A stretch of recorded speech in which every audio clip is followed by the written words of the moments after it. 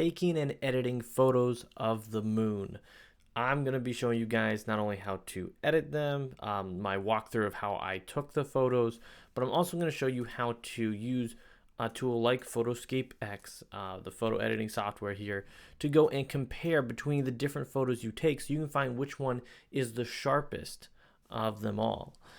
I'll also show you how to possibly use that for something like a YouTube thumbnail, which is what I'm working on right now. It's probably why you clicked on this video, was maybe you thought, hey, the thumbnail's really good, or maybe you're just someone who loves the thought of, hey, I want to take a good picture of the moon.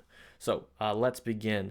It starts out with my camera of choice, and if I had tons of money, I would have chose something maybe higher end or longer as far as the focal length, but I used my trusty FZ1000. This camera I've had for probably about 3.5, 4 years now, and I picked it up off somebody who was emptying out a storage unit, and they found this and said, hey, for 120 bucks or so, I'll give it to you.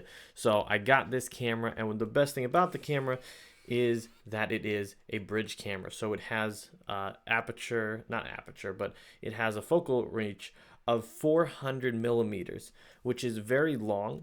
Now you can do and take photos of the moon with anything. Is just challenging because you'd have to crop in so much that you'd most likely lose a ton of the resolution.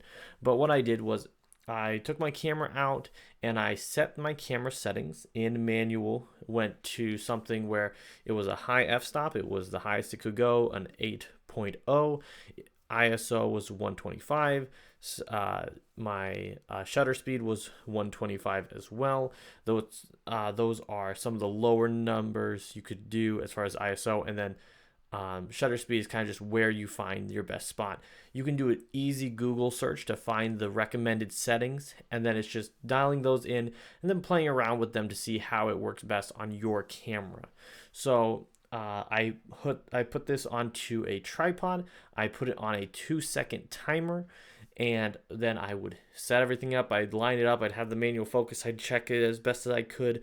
I would hit the shutter button, step away, give it those 2 seconds and let it take its photo on its own. And these are the images I came up with. Now I put them all onto my computer, and I put them all here in the viewer. So you have all these different photos here, and I went over to filter, and I just wanted the raw photos. I shoot in RAW. If you don't, that's okay. You might look into the benefits of shooting in RAW. Nonetheless, I filtered to just the raw images. And then as you're clicking through, sometimes it's tough to be able to see if you're looking at one image at a time.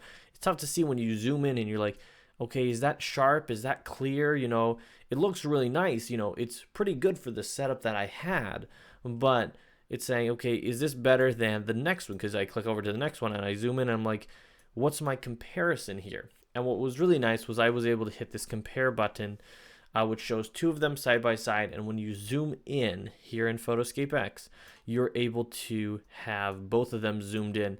So then you could look at a specific part of the image and say, okay, this versus this, which one looks cleaner, which one looks nicer, everything like that. And right then and there, you can either decide, hey, I want to accept this one or I want to reject this one. And you can kind of just move on. Then when you pop out, you can see these check boxes where it's like, okay, so those are the ones I didn't want. Oh, that's the checkbox of the one that I do want. You can go and click into those, and you can sort by ones that are checked, sort by ones that are not checked. But you can go and do that so you can see what is the best image. So in this case, I was looking at them and I'm like, okay, there's obviously different things you could look at, but I was like, hey, this one's going to be probably the best. It's tough because these are extremely similar images, all of them. But yeah, with messing with that focus ring, getting it just right, I felt that this one was probably the best one to go with. So then I hop into the editor over here, and I did some different edits here, and I wanted to show you what edits I made. So if we revert back to the beginning, I start by doing a crop. and I crop it down to a point where it's going to be a normal size. So it's about 2000 by 2000. It's a 1 by 1 crop. If you know the project you're wanting to do, like if you want to put a wolf howling at the moon on one side of it, or you have a certain design you're wanting to do, definitely do that. If you need inspiration, definitely go to the film effect, look through some of the different effects here, the two-tone, the cinema, all this stuff. Look at the different light leaks and different things you might be able to do to make this image just pop and to stand out and to look, maybe better than just, it floating out there in ambient space, And if you need to go and find a photo of a transparent X-Wing fighter and put it in there just so it's, Star Wars themed, you can do a lot of different things. But definitely feel free to, look and find, what works best for you and what you're doing. And what's nice is you can change like the scale, or you can change the amount of some of these different ones to make it exactly what you want. You can rotate it and things. You can add multiples, see what works best for you. In my personal case, I didn't do any of those things just because I didn't have a real hard bent towards what I wanted to do with this image, besides just making it look sharp, clean, and professional. So the next thing that I did here is I sharpened it. If you zoom in, you can compare between what it was before to what it is then. And it looks a lot sharper, and that's because I went to the sharpen tool. I went to the presets. I went all the way to 7 to the sharpest I could do. And I applied that. And, it's comparing to see what works best. This one, it looks hazy. It looks blurry. These different things. And yeah, there are some different tools in here that you could look at that might be able to help you there. So you'll have to kind of look and see what works best. There's the dehaze, dehaze tool there, and it just depends on if you think that looks better, So it's based on what you think. So we have those different edits that I chose to do. Then we have, let's see, I did a color change. This is basically me going in and me adjusting the color. I think I turned the clarity up just a hair on this image to distinguish more of the craters and the different colorations on the moon. Then we had, I went to the curve slider, and in the curve slider, which is a Pro tool, I believe, you can just kind of make an S curve on here and try to see what you could do to maybe make the image look a bit more dramatic, make it stand out a bit more.